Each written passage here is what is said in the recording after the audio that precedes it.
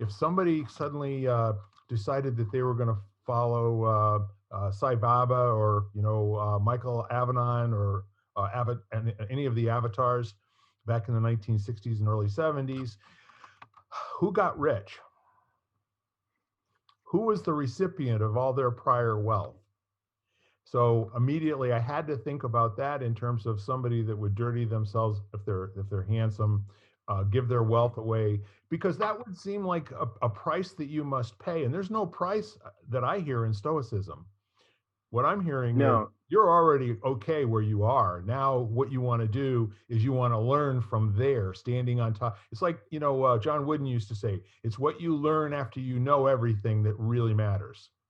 hmm well, and it was interesting because I think, like, so if I'm sparring someone in martial arts, if if they have a strongly held belief that they are a superior kicker, I now have control over them. Yes. As long as they hold on to that belief, I can now leverage that and get them to do what I want. Yes. you know so I think part of it was their commitment to virtue was if they felt a sense of becoming attached to something that would give someone else control over them, they'd let it go, Yeah. because now they were open again.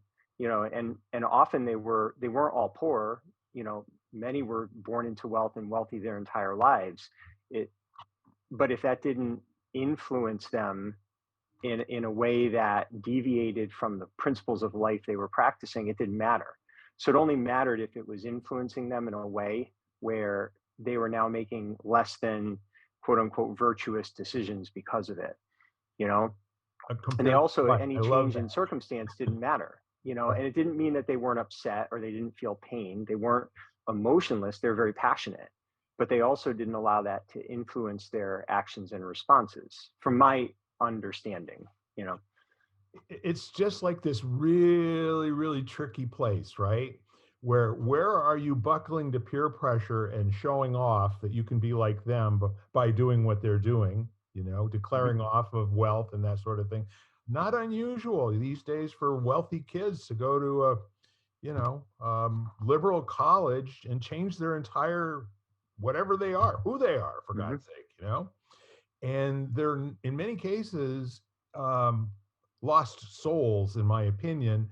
That when I ask them, I mean, I've talked to a couple of kids that went through transition, and I asked them, what it was like going home and being around their families. And the one gal said, I don't go home anymore. And I said, well, why is that? I said, my parents will never accept who I am.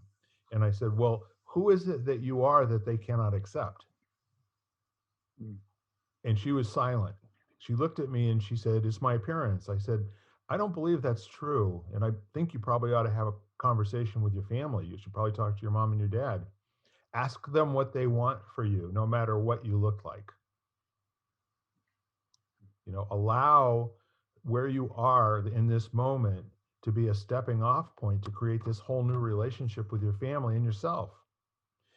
If you look hard at what you did and don't answer me, this was a very interesting conversation that we had at the mall. And this gal, her father had paid something like $300,000 for her bachelor's degree, and she was working at Hot Topic. You know, so and she had adopted the name Joshua, and her hair was bright orange like a Raggedy Ann doll. She was absolutely stunning. And so then I said, "You want a suggestion?" And she said, "Yes." I said, "Go and get good at explaining to your family who you are, and what your life is for. You'll learn about yourself in the process.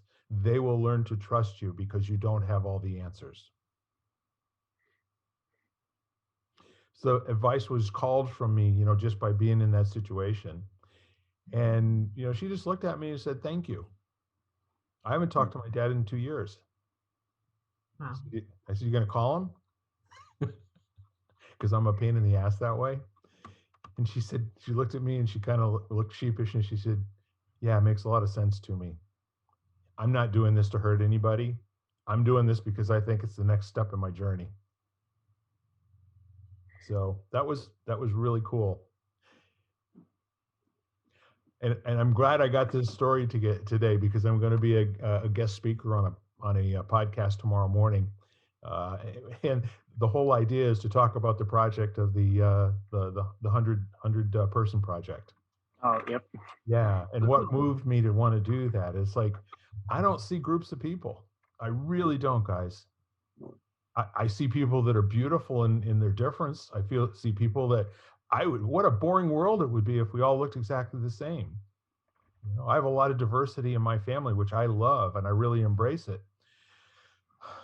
I feel like language is being controlled from outside the family at the moment, if you will, and that's not okay with me. But coming back to what we were talking about, being stoic, being in a position where you're already calm and you're good with where you are and who you are, and you genuinely want to learn. There wasn't anything in my conversation with that young Joshua. I think she was probably 24, 25 years old. There's probably nothing, or she decided her pronouns were he, she. Okay, so I can go either way on it. So the point is I just wanted to learn something. I hadn't been out in public in a very long time because of COVID in the first place. And then when we went there last summer, this she took interest in us. We were looking at, probably, I don't know what it was. It was probably some, oh crap. I think my older grandson is really into the what do you call them? The rice noodles, Minuchin, I think it is.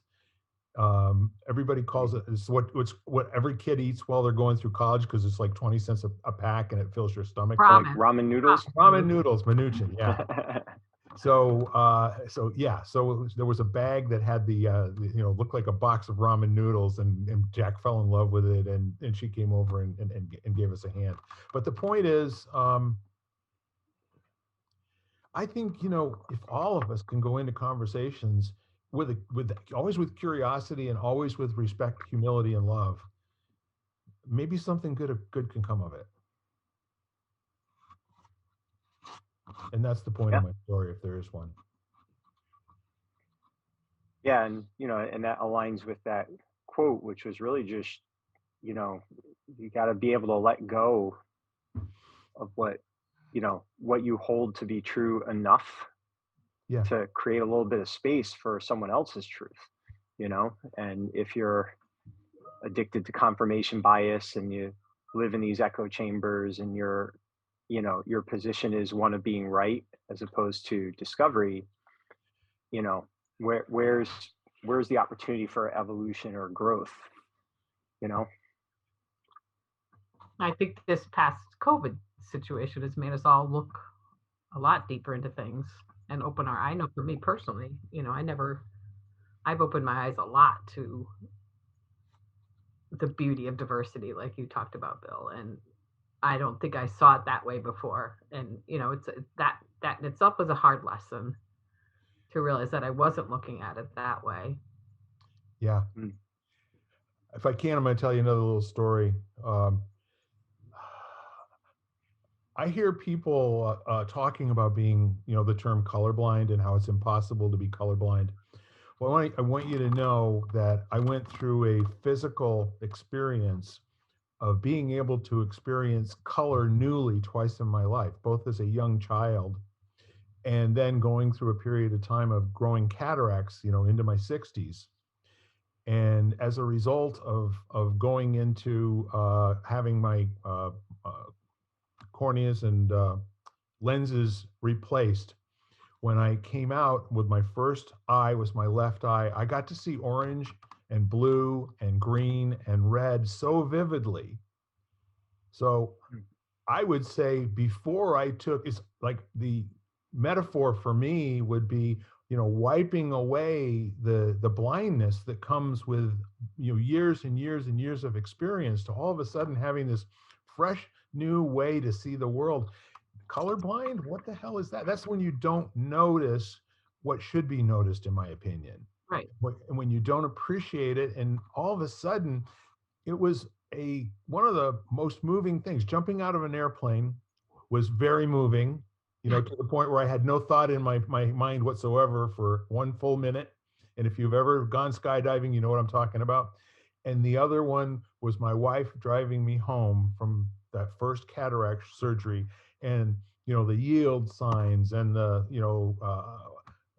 signs on the highway and the stop signs, everything was just jumped at me. It was so wonderful. So I don't think the term should be being colorblind. Like, that's something to go for. I think it's like, experience it fully, newly understand it as much as you possibly can, because what you think you know about it, you don't really know. There's a kind of a play on the Montoya quote, that Yeah. your experience is not telling you what your experience was. But anyhow, that's a little something about that. Security in who you are, what you've become, comes from a willingness to immediately be corrected and upgraded and schooled. I love this conversation. Thank you for bringing it up, Ken. Now what? Have either of you read the book The Way to Love? I haven't, no. Just ordered No. it. Well, then that's the end of that conversation. Well, that's okay, but let's pretend like we have read it, okay? Just for giggles. The title again is The Way to Love. The Last Meditations of Anthony DeMillo. Okay. That's really great. So I'm intrigued by that title. I know. And when I first ordered it, I right? saw a podcast of a guy talking about it. So there in itself was kind of like, he's like this big bulky guy and talking about the book called The Way to Love, and it's a small book, so in his hands it looked kind of tiny too. Yeah. But because I guess his whole philosophy is that love springs from awareness. So, I mean, that kind of goes along with everything that we say anyhow. Yeah, it's kind of like, if you invite the world to amaze you on a daily basis, I mean, to me, that's the equivalency test for the best day ever. And I believe the saying that is, if you go looking for something, you will find it. I've heard people talk about, if you go looking for a fight, you will find it. If you go looking for love, you will find it. But, you could be looking for love in all the wrong places, like the Leisure Suit Larry game used to say. Well, we could go back to the porch thing too. Like, do you know how many people have a porch and never use it? Yeah. In literal sense, and so if you just go out there and see what's out there, instead of hiding yourself, even if it's figuratively hiding yourself away. Or they use it to keep other people away. They stand on their porch and ward everyone away. Yeah, those posters. Get off my porch. Get off my lawn. Yeah, those were the days. Well, I'll tell you what. I think people are still doing it. They're just doing it, with their ideas, with their, their views. Right. Well, yeah. When you said earlier that when you notice that you are kind of fixed in your beliefs, or you sort of hear everything through the same lens, or see everything through the same lens, most people don't realize that that's what they're doing until it's brought to their attention. Like, for instance, there isn't any way I could have experienced that unbelievable relationship with color if I hadn't gone in for cataract surgery. Now, I didn't need to do it, okay? But I wanted to do it because it was a little bit difficult driving at night, with the lights and, seeing the coronas around the lights and everything. But yeah, I mean, the whole point is, I can only describe it to you. You will never know what I saw. And I'm telling you right now, I invite you to take the journey. I really do. I invite you to go see what color really looks like at whatever age you are right now.